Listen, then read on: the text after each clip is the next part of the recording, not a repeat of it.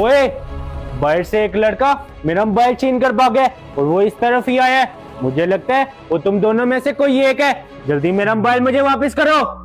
नहीं नहीं सर, आपको कोई गलतफहमी हुई है। हम दोनों तो इधर अपनी व्यवसाय पर काम कर रहे हैं, हमने आपका कोई मोबाइल नहीं छीना। मैंने अपनी आंखों से देखा है वो लड़का